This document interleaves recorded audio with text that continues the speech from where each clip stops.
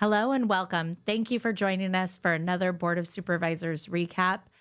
We will be breaking down what happened at yesterday's Board of Supervisors meeting. That was Tuesday, December 9th here in Shasta County. Well, we started the meeting with our Employee of the Month, and she was surrounded by friends, family, coworkers who were there to celebrate her and her accomplishments. Just, one more person in our county that is doing a great job and really just helping to show that we have amazing people working in Shasta County, and we have a great county, a great community.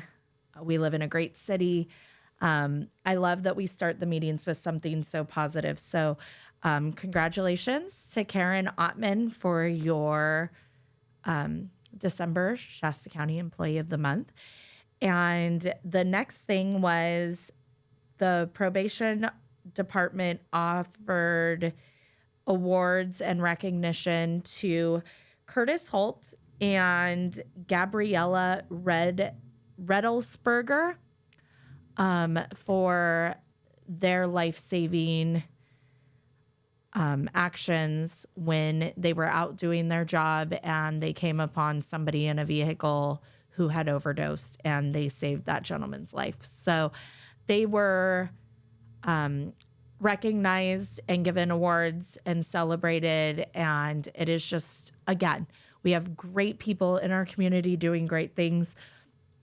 I know Curtis, he was a big part of our youth program at our church. He's just a really good guy. And so to see him celebrated and recognized along with his partner, Gabriella, it's so good to just see people who are celebrated for their work. And, it's funny because when they were doing the Employee of the Month, they asked if she had any comments, and she's like, well, we could get paid better. And then when they asked if they had any comments, he's like, no, it's fine. We get paid enough.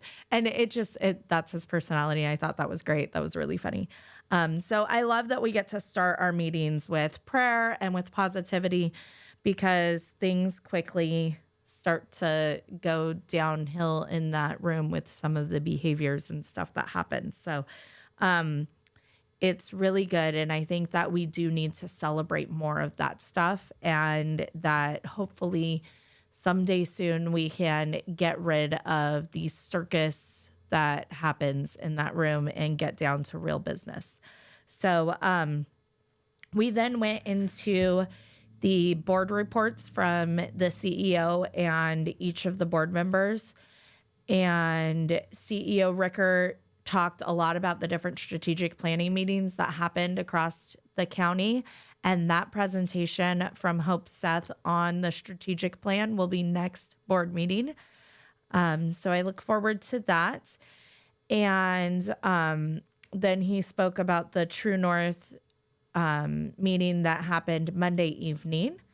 Matt Plummer wanted to build on the strategic plan and encourages people to still go fill out the survey, and then talked about the meeting that he had informing people on the True North project Monday evening.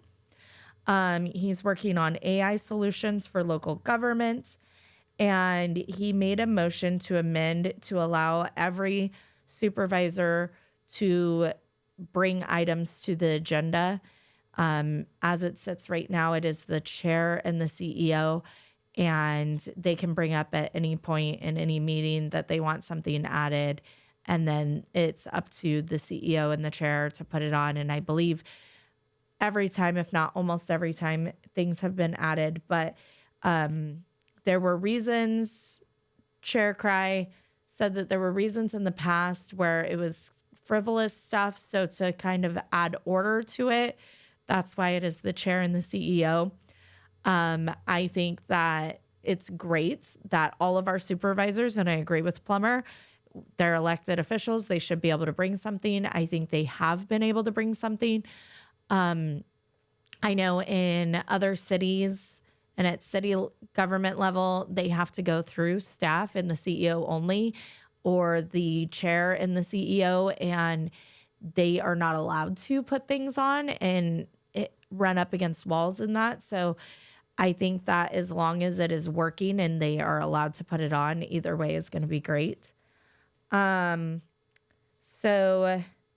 then Corky Harmon talked about the fact that the National Finals Rodeo is happening. And so he brought in his hat and talked about that. And then the wolves are back, are still here. There's still a problem. So he's going to be doing more to address that and continue to bring awareness to that. He's made a few trips up to Bernie to fix some issues. And then we had the strategic town hall meeting up there. So that he has been doing a lot of traveling out there and doing things. Chris Kellstrom kind of added on to the issue with the wolves because he went to a deer herd meeting where they found out about why deer are coming more into the residential areas because, you know, there's predators out in the more open areas. And so they are coming up with ways to combat that. And again, all of the community events that he attends and just being out there in the public with the public to really hear everybody's concerns and be accessible. And then Alan Long said that the Fire Safe Council is making a strategic plan, and he gave some good kudos to our code enforcement team, said they're doing a great job and they're bringing a lot of abatements and bringing them to hearings and really working to clean up Shasta County, especially in his district. And then Kevin Cry talked about the Reading Public Market and encouraged people to go down there and check it out.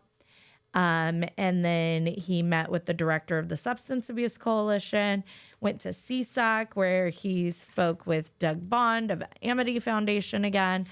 And then Chair Cry also made the announcement that he is dealing with some health issues, and he did that to kind of control how the information got out there and control the narrative, because when you are in that spotlight, sometimes stories get out and get away from you and you don't have input. So he asked for privacy for him and his family during this time, but encouraged people's prayers, and he had a very positive outlook on it. And, you know, he said, along with everything else that I've overcame and beat, I'm going to beat this. So that was very encouraging, and kudos to him for being strong and having that.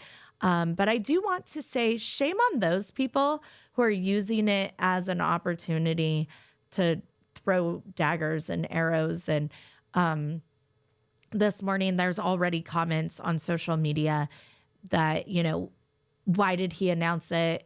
Because he's running for re-election or it needs sympathy. Or as of right now, he is running unopposed. I know that somebody is planning to run, and I think somewhat made an announcement, but this was not a political play. This is somebody that is a real human being with a real health issue. And the fact that people go there shows the issue in our community. It shows how great this divide has become and how toxic some people truly are, that they would even go there. So shame on those people. I think that's really just, no matter what side of the aisle you're on, that's really just disgusting. So that's my opinion of it. I think it's really not tasteful to do that to any person. I would not celebrate if somebody else was to come down with that same diagnosis. And I think that is a lack of compassion and an issue in our community. So moving on, before R4, we heard R5, which was the ceremonial approving of the vote, signing off, certifying the election. That's what the word is.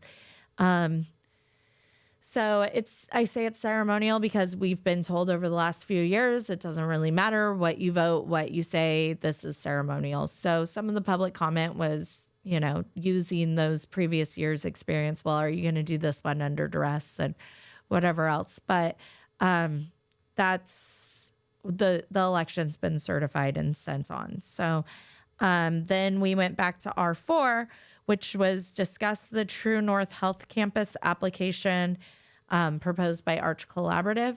So this one, what they decided to do is bring back at a future date a letter of support with a few exceptions in there, a few asks that include a need for a commitment from Signature Health to prioritize our county first, a commitment to cover the financial liability for that 30-year term, a commitment to pay for travel home, which he said that he would do if we have out-of-area people who come here, get treatment, and then have no way home rather than releasing them out into the community. They would, at the expense of Signature Health, send them back to their community. A commitment to reimburse sheriff's costs, which sounded like with county council that might not, there's not a way to do that, or that has to be.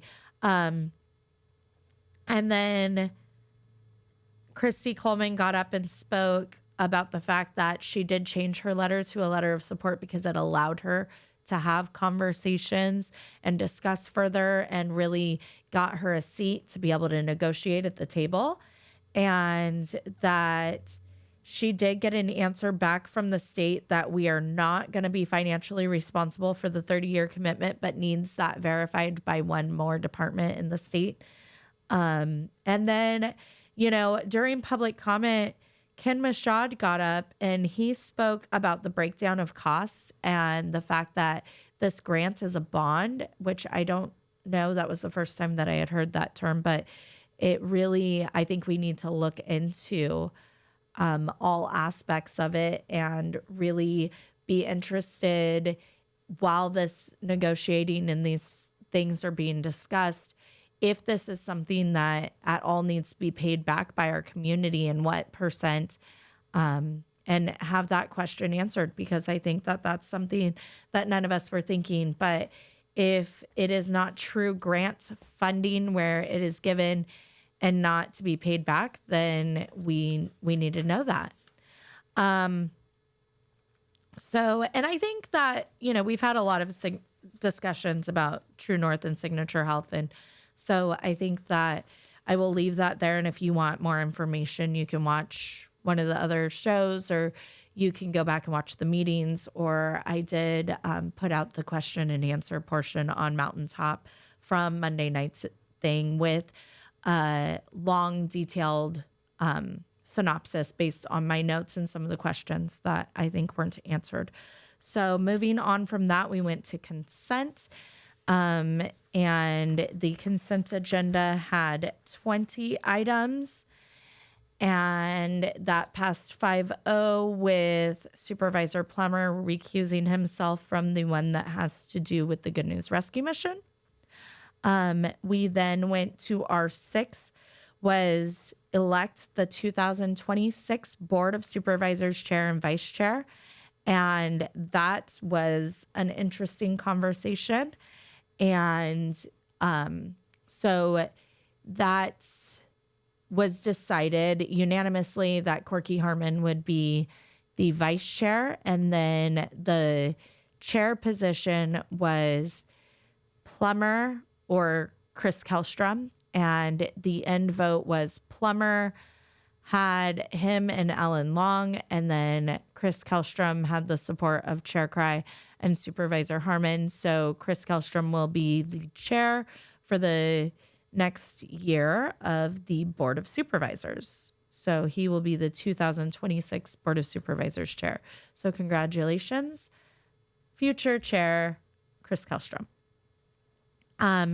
Then it went to closed session. And when they came back from closed session was the auditor controller report to conduct a public hearing and introduce the waive of the reading of and enact an ordinance of the Board of Supervisors of the County of Shasta to setting and identifying fees to be changed by the County of Shasta. So that presentation was done after closed session. And then there was also the Housing Authority meeting yesterday where that had some consent agenda items and one item which was following action regarding the housing choice voucher administrative plan and conduct a public hearing to adopt a resolution which amends the administrative plan, designates authority to the Shasta County Housing Authority chair to sign documents necessary for the administrative plan, finds the administrative plan exempt from California Environment Quality Act, which is CEQA, pursuant to the state CEQA guidelines, and from the National Environmental Policy Act, pursuant to Title 24 CFR. So all of that happened. Lots of Shasta County business being done and conducted yesterday. And overall, it was a fairly productive meeting.